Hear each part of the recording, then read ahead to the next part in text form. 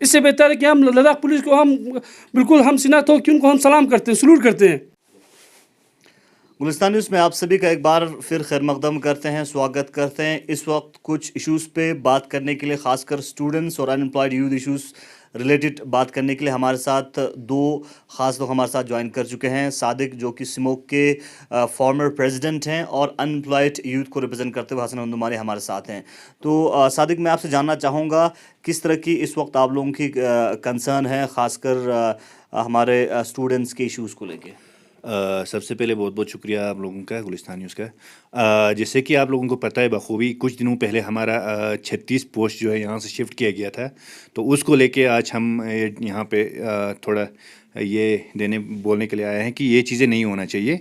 और दूसरी बात, हमारा जो कुछ दिनों 2 दिन पहले सोशल मीडिया पे एक वीडियो वायरल हो रहा है, जो नीट का एग्ज़ामिनेशन सेंटर्स को लेके उसमें बात चल रहा है। क्योंकि इससे पहले भी स्मोक ने काफ़ी टाइम इन इश्यूज़ को लेके हमारे कंसर्न चीफ एग्जीक्यूटिव काउंसलर साहब से भी बात किया था और एलजी साहब से भी मिला था इन चीज़ों को लेके। तो ये पता नहीं इसमें क्यों ये चीज़ें करने में लेट हो रहा है, ये हमारे भी समझ भी नहीं आ रहा है। क्योंकि उस टाइम भी हमें बोला गया था ये हम जल्द करगिल में भी एग्जामिनेशन सेंटर्स हर कंपेटिटिव एग्ज़ाम्स का यहाँ पे किया जाएगा, लेकिन अभी तक ये चीज़ें नहीं होने की वजह से कल भी बहुत सारे लड़कियों का एग्ज़ाम जो है रोड ख़राब होने की वजह से, कनेक्टिविटी नहीं होने की वजह से मिस हो गया। तो ये बहुत बड़ा इशू है अभी स्टूडेंट्स के लिए, क्योंकि आने वाले दिनों में बहुत सारे स्टूडेंट्स जो है विंटर में तो कहीं भी नहीं जा सकते, क्योंकि यहाँ पर तो अभी विंटर में कुछ ट्रांसपोर्टेशन का कोई अरेंजमेंट नहीं होता है। इसकी वजह से ये बहुत सारे बच्चों का एग्ज़ाम जो है मिस हो रहा है। ये हमने सीसी साहब से भी मैंने मैसेज किया था, तो वो सर ने भी बोला कि इसको टेकअप किया है। तो मैंने सर को आपके माध्यम से ये रिक्वेस्ट करूँगा कि इसको आप थोड़ा सीरियसली इस इशू को उठाने की ज़रूरत है और जल्दी इस इशू को ये करने की ज़रूरत है। और साथ ही साथ जो हमारा गेजेटेड पोस्ट का जो है उसमें भी हमारा अभी तक रिक्रूटमेंट का कोई रूल नहीं बना, कुछ अता पता नहीं है। तो यूटीए एडमिनिस्ट्रेशन से मैं रिक्वेस्ट करूँगा कि इस चीज़ को जल्दी, यानी कि थोड़ा जल्दी इसको करें और इसको जिस तरह से करना है उससे रूल बना के रिक्रूटमेंट करने की ज़रूरत है। और साथ ही साथ और हमारा यूपीएससी का तो पहले जब हमारा आर के माथुर साहब अभी तो ये ट्रांसफ़र हो गया है, तो सर बोल रहे थे यूपीएससी का जो है जो हमारा गेजेटेड पोस्ट है यूपीएससी को रिफ़र किया गया है, तो उसमें भी कुछ कन्फर्मेशन स्टूडेंट्स तक नहीं पहुंच रहा है। तो ये चीज़ें हैं जो थोड़ा जल्दी करने की ज़रूरत है। और साथ ही साथ हमारा जो डिस्ट्रिक्ट कैडर पोस्ट, क्योंकि कल मैंने मीडिया में देखा था कि सर सी साहब बोल रहे हैं कि 14 तारीख से 14 अप्रैल से पहले ये किया जाएगा। हम रिक्वेस्ट यही करेंगे कि 14 से पहले ये होना चाहिए। फिर इसके बाद इलेक्शन भी आने वाला है, फिर कोड ऑफ कंडक्ट होगा, फिर बहुत बड़ा ये हो जाएगा। तो हमें और सुनने में हमें आया है और भी बहुत सारे पोस्ट यहाँ से में ये किया जा रहा है। तो हम क्या जिस तरह से पोस्ट के बारे में काफ़ी कंसर्न हमें इससे पहले देखने को मिला, जिसमें 36 पोस्ट बताया जा रहा है दावा कि उसमें काउंसिल ने भी लेटर लिखा है और हमारे जिस तरह से ऑपोजिशन के कुछ काउंसलर्स ने भी इसके ऊपर कंसर्न दिखाया। तो उसके फैक्ट्स और फिगर जानने की आप लोगों ने कोशिश की? क्या तथ्य आप लोगों के पास कुछ है जिसके बिना पे आप बता सकते हैं कि ये पोस्ट चला गया है? नहीं, इसमें जो है आपको पूरा वो लिस्ट निकला हुआ था, तो उसमें हम आप सीसी साहब से ये रिक्वेस्ट करेंगे आप लेटर लिखने से, क्योंकि इससे पहले भी आपने, क्योंकि ये 1 महीना पहले निकला हुआ है पोस्ट भी, अगर यहाँ से पोस्ट होगा तो स्टूडेंट चुप नहीं रहेंगे, फिर बाद में एजिटेशन होगा, फिर बहुत बड़ा इशू बन जाएगा। उससे पहले मैं रिक्वेस्ट करूँगा सीसी साहब से भी, ये आप खुद इसमें पर्सनल इंटरफेयर करके इसको जल्दी सॉर्ट आउट करने की ज़रूरत है। अगर आपको डिविजनल स्टेटस पे सेक्रेटरीट में अगर आपको पोस्ट की ज़रूरत है, तो आपको करगिल की डिस्ट्रिक्ट कैडर पोस्ट को लेने की क्या ज़रूरत है, वहाँ पे आपको क्रिएट कर सकते हैं पोस्ट।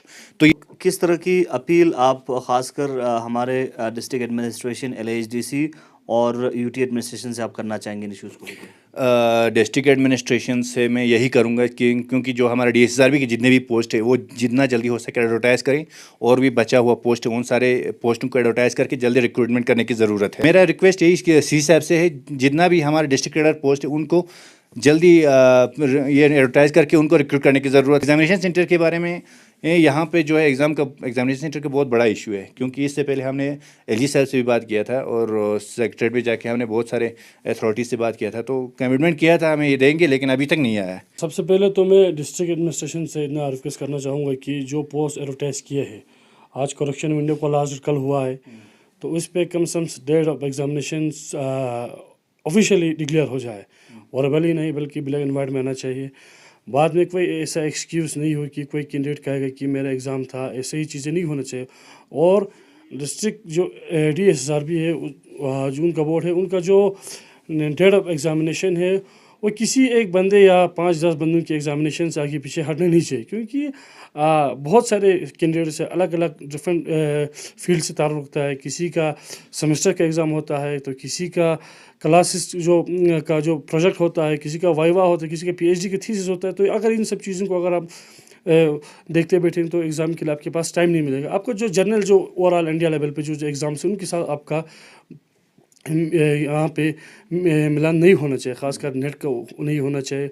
उस टाइम पे आपका नीट का एग्ज़ाम नहीं होना चाहिए, आपका CTET का एग्ज़ाम उस टाइम पे कंबाइन नहीं होना चाहिए, या PSC के जो UPSC के एग्ज़ाम के साथ कंबाइन नहीं होना चाहिए। जो और स्टेट बैंक के जो SBI जो बैंक का जो एग्ज़ाम जो मेंशन होता है, इन चीज़ों के साथ आपका क्लैश नहीं होना चाहिए। बाकी यूनिवर्सिटी के एग्ज़ाम के साथ, सेमेस्टर के एग्ज़ाम के साथ, कॉलेज के एग्ज़ाम के साथ या हाई सेकेंडरी लेवल के एग्ज़ाम के साथ ये चीज़ें मैटर नहीं करता है, और ये चीज़ें मैटर नहीं करना चाहिए। जी, इससे पहले स्मोक की टीम हमारे फॉर्मर लेफ्टिनेंट गवर्नर से राजनिवास करगिल में मुलाकात भी किया था, और वहाँ पे बताया जा रहा था कि कुछ इश्यूज़ जो है वो सॉर्ट आउट किया है। वो कौन से इश्यूज़ थे और क्या और पॉइंट्स आप लोगों ने वहाँ पे रखा था? वही मेन इश्यूज़ ये था कि DSRB के जो डिस्ट्रिक्ट क्रेडिट पोस्ट है उसमें DSRB को पूरा ऑटोनोमस पावर देना, ये चीज़ें लगभग देखने को मिल रहा है। जो सॉर्ट आउट हुआ था, कुछ चीज़ें सॉर्ट आउट नहीं हुआ, आपका सिलेबस का इशू सॉर्ट आउट नहीं हुआ। जो DSRB को 800 कुछ जो पोस्ट दिया था, ऑफिशियल ट्वीट है आप जो कमिश्नर सेक्रेटरी साहू साहब का, उसमें से अभी करगिल में 532 या 535 के करीब एडवर्टाइज हुआ है। बाकी 300-350 के करीब अभी एडवर्टाइज होना बाकी है।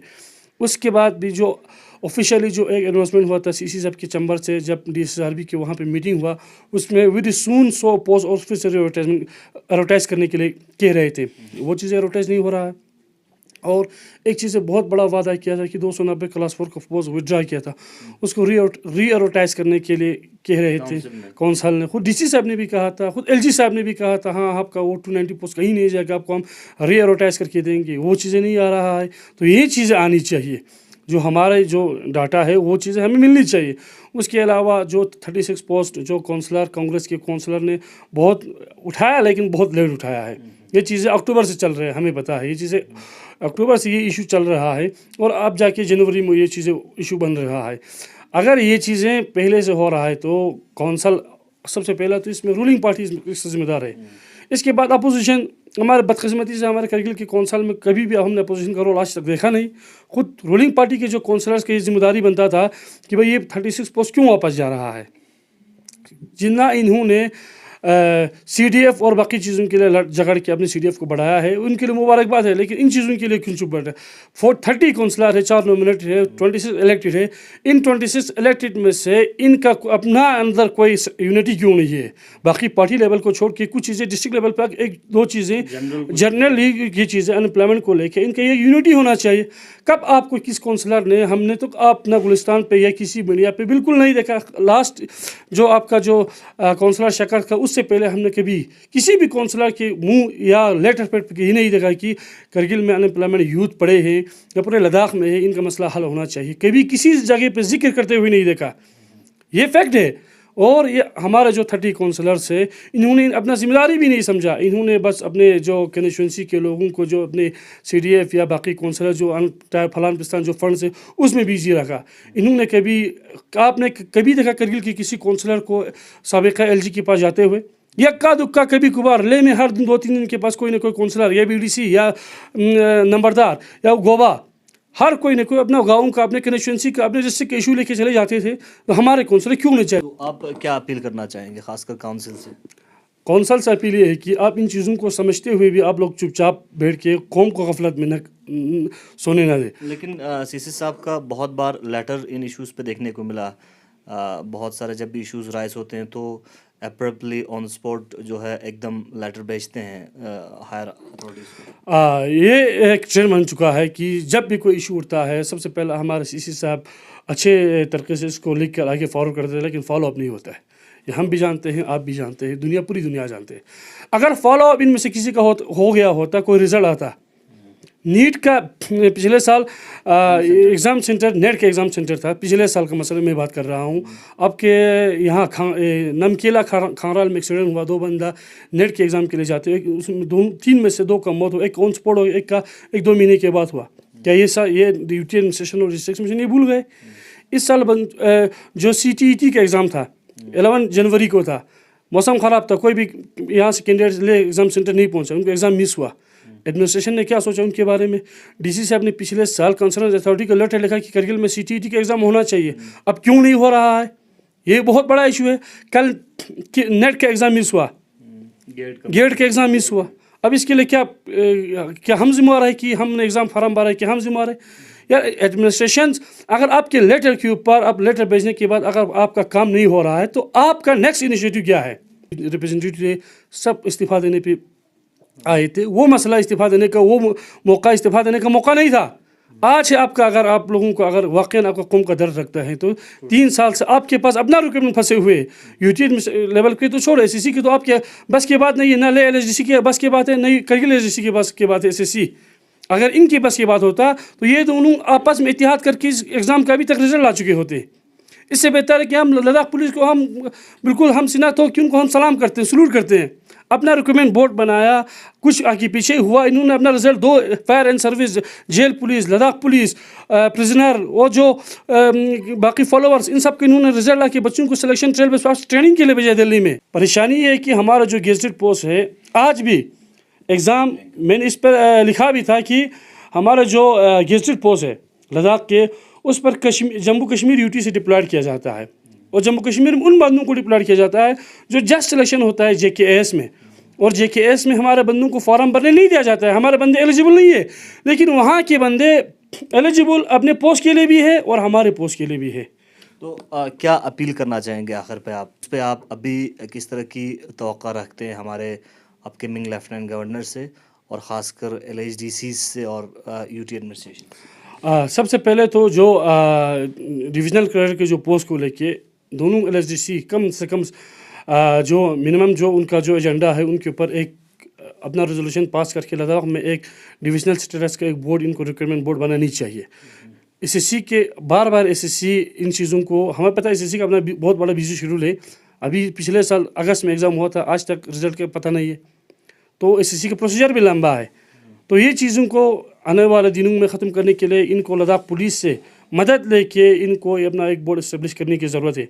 दूसरी बात, DSSRB का जो एग्ज़ाम है, वो हमने जब फार्म निकला था उसी टाइम पे भी कहा था कि डेट ऑफ एग्जामिनेशन आप जो रिक्रूटमेंट निकालते हैं उस पर मेंशन होनी चाहिए, डेट ऑफ एग्जामिनेशन कम से कम टेंटेटिव ये चीज़ें मेंशन होनी चाहिए।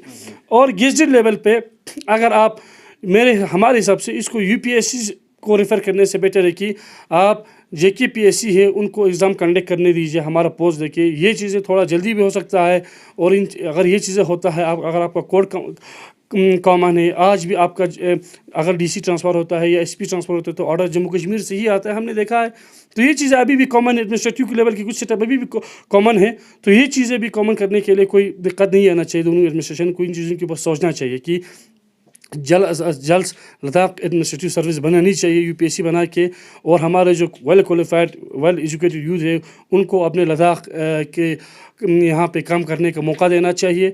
और ख़ासकर जो लेके LHDC की जो काउंसलर से या जो करगिल के LHDC के काउंसलर से, इनको कम से कम ये चीज़ें अपने CDF से उड़ के इन चीज़ों के ऊपर सोच फिक्र करने की ज़रूरत है। CC LHDC करगिल से यही इल्तिमास है कि एग्ज़ामिनेशन सेंटर अगर आइंदा आने वाले सालों में अगर नहीं देखने को मिलता है तो आपका LHDC इसके लिए ज़िम्मेदार है। हम सीधी से बात कह रहे हैं कि हमारा LHDC करगिल इसके पास ज़िम्मेदार है, चाहे वो नीट का हो, नीट का तो अल्हम्दुलिल्लाह है, ख़ासकर CTET का, गेट का या बाकी कम्पिटिटिव एग्ज़ाम्स का, इनका एग्ज़ाम यहाँ पे एग्ज़ाम सेंटर होनी चाहिए। अगर यहाँ पे ख़ासकर जो कंप्यूटर बेस्ड एग्ज़ाम गवर्नमेंट को यहाँ पे इस्टेब्लिश करनी चाहिए, ऐसे 1-2 सेंटर हर ब्लॉक में, संको, द्रास, जांस्कार, करगिल, शकरचितन में अपने लेवल पे ऐसे कुछ एग्जामिनेशन सेंटर सेटअप करनी चाहिए, क्योंकि आज तक ज़्यादा एग्ज़ाम जो कम्पिटेटिव वाला जो एग्ज़ाम होता है वो कंप्यूटर बेस्ड होता है। तो हर ब्लॉक में आपको कम से कम 200 से 250-300 के करीब एक कैपेसिटी बिल्डिंग वहाँ पे खड़ी करनी चाहिए। अस्सलाम वालेकुम। चलिए, बहुत बहुत शुक्रिया। करगिल के खासकर स्टूडेंट एजुकेशन मूवमेंट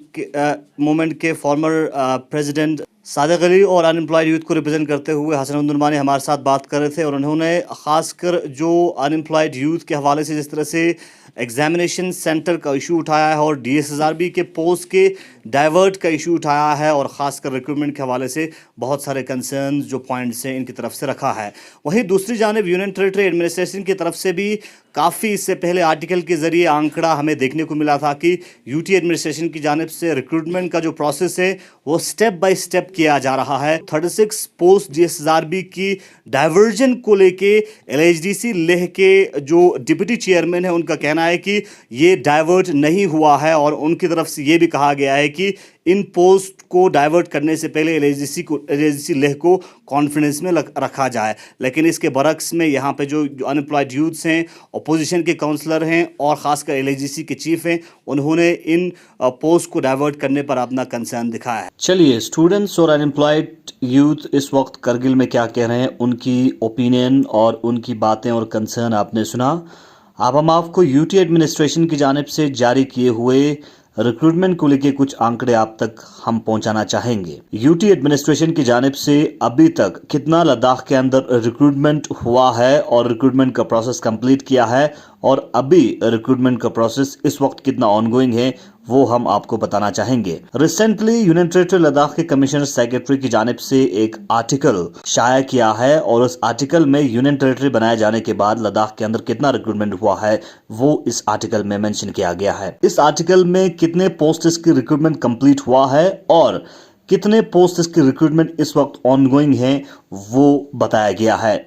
इस आर्टिकल के हिसाब से अभी तक रिक्रूटमेंट प्रोसेस कंप्लीट किए हुए DSSRB करगिल में 436 पोस्ट, DSSRB लेह में 294, लद्दाख पुलिस में 218, JNK बैंक में 45, JK SSRB में 3 बताया जा रहा है। वहीं हायट आउटसोर्सिंग बेस पे 768 पोस्ट आउटसोर्सिंग बेस पे लद्दाख में हायर किया गया है। टोटल तादाद रिक्रूटमेंट प्रोसेस कंप्लीट किए हुए बताया जा रहा है कि टोटल 1764 हैं। इसके अलावा रिक्रूटमेंट प्रोसेस अभी तक कितना ऑनगोइंग है वो हम आप तक पहुंचाएंगे।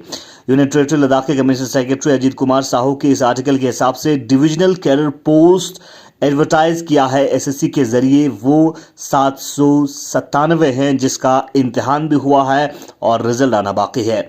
दूसरी जानिब लद्दाख पुलिस के पोस्ट ऑफ फ्लावर्स का 134 बताया जा रहा है। वहीं डिस्ट्रिक्ट कैडर पोस्ट जो DSSRB को रेफर किया है वो 1151 बताया जा रहा है।